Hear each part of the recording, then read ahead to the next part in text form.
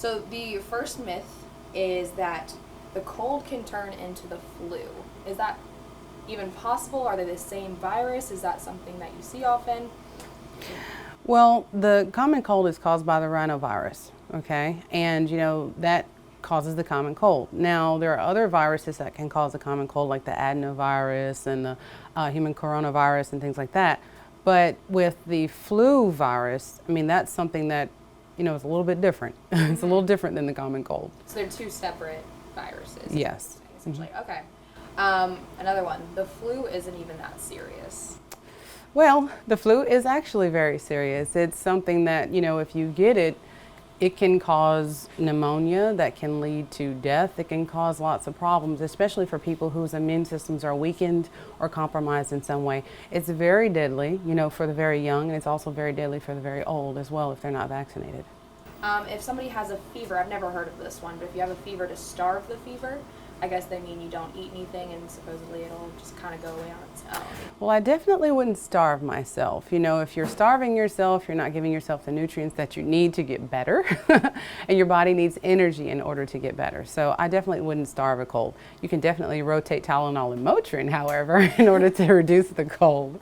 Now, these are the two obvious ones I was telling you about. Dry weather, cold weather, going outside without a jacket. Does that make you sick? Well, you do lose a lot of heat, from the top of your head. So if you're going outside and your hair is wet, of course, you're losing a lot of heat from your head and your hair is wet. So you're setting yourself up for an, opportunity for an infection because your pores are more open and they're more exposed. So you don't want to go outside with wet hair. Does the flu vaccine give you the flu? No, it does not. The flu vaccine definitely gives you symptoms that can mimic the flu. It can give you body aches, it can give you chills, it can give you a fever, but no, it does not cause the flu. Okay. I've never heard of this one either, so I don't know if you have. Avoiding dairy when you're sick?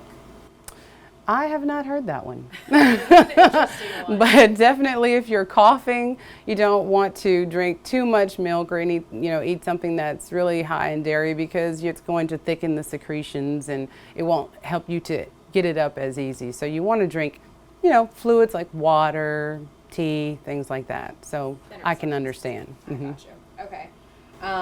This kind of goes back to the flu shot. Does the flu shot make you immune to getting the flu? Well, as we've seen in the previous years, we didn't get it right. But in previous years before that, the flu shot did prevent an infection of the flu. So this year, the flu vaccine is available now. Here we have it at American Family Care. And it's just a matter of time of whether or not we see if this one has gotten it right or not. Another weird one. Don't exercise when you're sick? Well, when you're sick, your body's immune system is already weakened, okay? So if you're trying to expend more energy to get those last few reps in, your body is not going to recover as well as it should. And then the last one, covering your mouth with your hands when you're sick. Well, I wouldn't cover my mouth with my hands if I were sick. I would definitely either use a tissue or the crook of your arm, to cough, because you're more likely to spread germs when you cough into your hands. The key to preventing infection is to cover your mouth when you cough or sneeze with the crook of your arm or your sleeve or cough into your jacket. If you were to cough or sneeze into your hands, definitely wash them because what's the first thing you do when you meet somebody? Hi, my name is. Of course.